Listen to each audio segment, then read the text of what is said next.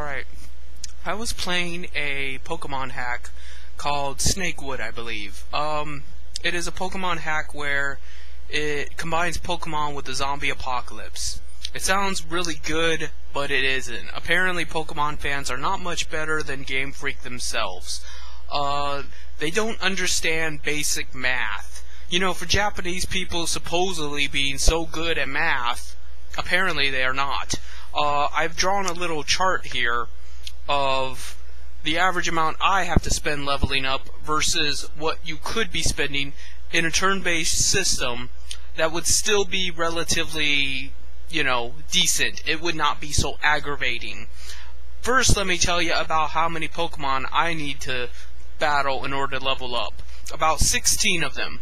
There is this area where it's basically a safe zone, because the average Pokemon is level 5, and let's say the Pokemon I'm trying to level grind is level 15. Well, if I go into the water, where he will fight Pokemon relatively his level, he's not going to gain experience points nearly equivalent to the amount of strenuous activity he's going to do. About every 1 or 2 battles, I'm going to have to run to a Pokemon Center or shoot him up with potions. So it's ridiculous. It's more time consuming, more tedious, and more likely that he'll faint as opposed to just battling in the safety zone that I call it. So in the safety zone, it takes about 16 battles. Now, under my system, it would take about 6 battles. How did I manage to reduce it so much, almost by a third? Well, you take X. X is equal to the level of your Pokemon. Y is equal to the opponent's Pokemon. Half if it's a wild type, you know, where they're out in the bushes. So let's say I battle a level 5 Pokemon. Well, rather than gain 40-something experience points, why not we count in single digits? 2.5 points. You know? So if I gain 2.5 points 6 times, that should be enough to raise my level. And I should only have to acquire an amount of experience points equal to my Pokemon's level in order to raise it. This is much more simplistic math, and it's math that actually works. Because then you can expect to, on a regular basis, battle the same amount of Pokemon. And as you meet new Pokemon, it'll become easier to level up. Like, let's say I go into the water and fight that level 12 Pokemon. It'll only take about 1 or 2 battles in order to gain a new level, as it should, as opposed to reducing that to maybe 9 Pokemon battles. Because yes, 150 XP is worth more than 40-something, but given the amount of times I'm going to have to potion him up and go to the Pokemon Center, and in general how much fucking XP it takes to level up, it's just not practical. And that's just the experience point system, which is an important part. But there are many other qualities that hackers could have fixed but never did. Another thing was Steel type. I hate fucking Steel type. I know Steel type's intended to be a defensive type. It's not really intended to, you know, be an attacker, but it is resistant to 11 types. There are 17 types in the Pokemon world. That puts it at about 67% likelihood that you will suck against it. Now, mind you, in a competitive format, defensive Pokemon are mid-tier. You know, you don't go into a Pokemon battle to play defensively. You go in a Zerg rush. That's how you win, by attacking and spamming the good attacks. Unfortunately, in the vast majority of your gaming, you will not be facing other players. You will be facing NPCs and wild Pokemon. This is something else that apparently Japanese people especially, but to a lesser extent Western companies, don't understand. The difference between a challenge of another player versus the challenge of the AI. There is a different standard that has to be set. When you are facing another player, the other player is using the same mechanics you are. So essentially, you have to, you know, think about that. You have to think about what would work against what and predict your opponent. As opposed to the AI, where the AI will always have advantages because of random numeral numbers, but always manage to win them. The fact that the AI has a plethora of accessibility, and the fact that the AI is not facing you alone. You are not battling one-on-one with a random encounter or a gym leader or a trainer. You are battling all of them, back to back. Every step you take, you're fighting somebody, and that has to be taken into consideration. You are never going into a battle completely at your full, at your maximum. You will have to tediously go through random encounters or repel yourself or do this or do that. You will have to level up. You will have to face trainers here and there. You have to go back to the Pokemon Center. All of that has to be taken into consideration. The AI should not be treated as a single entity. It is a collective entity, and as such, it needs to take into consideration the fact that you're going to be fighting a collective of enemies, not just one. So stop treating it like just one and acting like Steel is balanced when it clearly isn't. Because after I've been through a shit ton of random encounters, and let's say, I don't feel like erasing this, so let's say I'm over here, and, you know, I have to go over here. It's just circles and a line. Now, that might not seem like much, but between here and there, I'm going to come across like 3 or 4 fucking random encounters. That's going to drain my attacks, it's going to drain my HP, all the while, you know, then I have to fight the trainer with the Steel-type Pokemon that's immune to basically everything. That's fucking ridiculous. You know, that's just going to make it more challenging on me, and when I say challenging, I don't actually mean challenging as in challenging you as a player, you with your cunning and your resources. I mean challenging as in annoying. That's another thing. Apparently video games don't understand the difference between a drudgery and something that is authentically challenging your mind. Because when you do most puzzles, you are not challenging your mind. What you are doing is tediously going through every possible scenario until you get it. Or if you get a walkthrough. And if you need a walkthrough, then clearly they have failed to make a good game.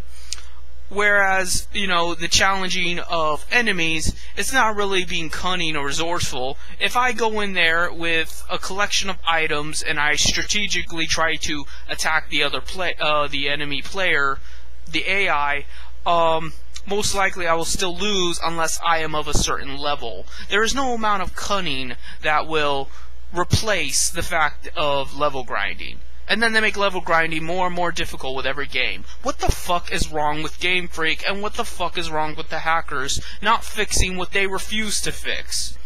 It just boggles my mind. Why is everyone so fucking neurotic in Pokemon? So, you know, that's what they need to understand.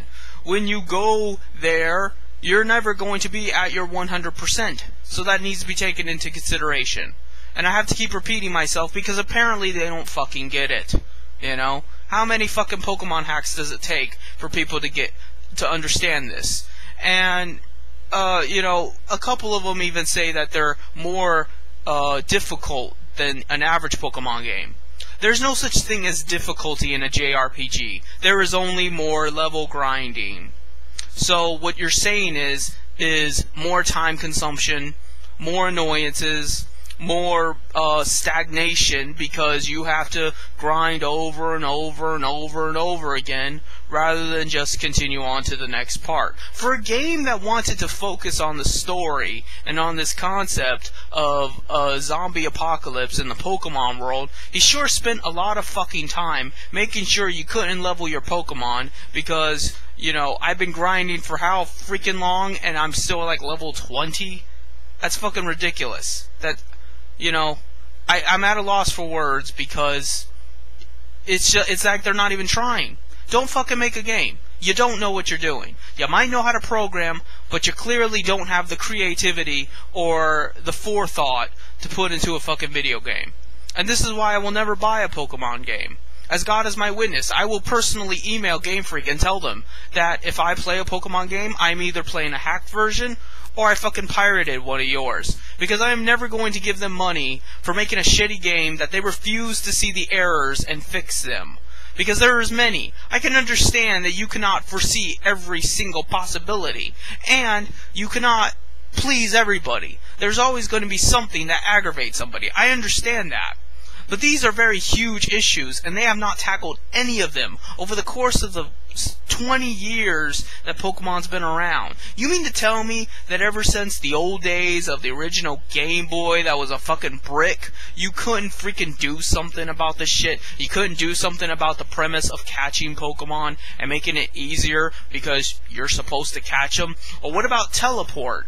How many years has Abra been uncatchable? You either had to waste a Master Ball or plan ahead of sleep powders and everything to catch this fucking Abra because he has teleport. But meanwhile, when you have Abra for teleport, it's a fucking useless move. At most, it's like a free escape rope. You never have to buy escape rope again. You can just teleport out of a mountain. But how often are you going to use that? Why not make teleport like fly? And then you could teleport all across the region. But then some people might say, oh, but then why would you use fly? Well, because not every Pokemon can learn fly. They made that worse, in fact. In the old days, HMs used to be available to pretty much any Pokemon. You could pretty much teach them anything, anytime. Now, all of a sudden, only a minuscule of Pokemon can learn fucking anything. Even Surf. You would think, oh, Surf, any water type, and some others could learn it. No. Or Cut. What the fuck is Cut? I would think pretty much anything could learn Cut. Bug, grass, ground, electric. That's the way it used to be. But no, not anymore. So you can't rely on HMs. So if you know that pretty much even if it's a flying type, somehow it can't learn fly, maybe you should make it easier to catch the Pokemon and buff up teleport to be as fly. That way, you don't need to boost your HM up and teach someone fly. There are other methods around it. That is something video games have not figured out. There needs to be alternatives to getting from point A to point B. That is how you get immersion. That's how you get role-playing. That's how you have choices. Apparently, after all these years, video games have not understood that, and they just stick to what they know. It's like a textbook. They never deviate from that, because they know that's what sold the first time, so they're hoping it's going to sell the second time. They continually spam the same shit over and over again, because they're afraid to take risks. But meanwhile, capitalism is supposed to be all about entrepreneurs being risk takers and daredevils, and that's how we get innovation. What fucking innovation is there? You got the same goddamn cell phone you did 10 years ago, except now it's a keyboard as well, and it has touchscreen. We used to have touchscreen 10 years ago too. They just used to be on bigger computers.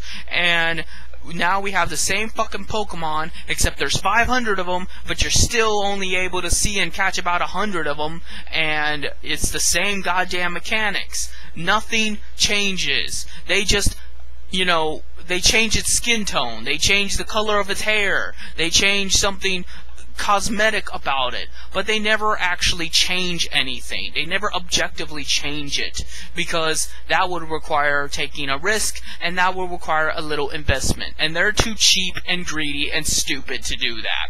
That's why capitalism doesn't work, and that's why Game Freak racks ricisprin.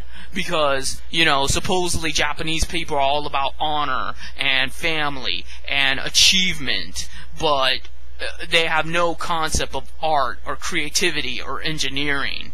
So, that's all I have to say for now.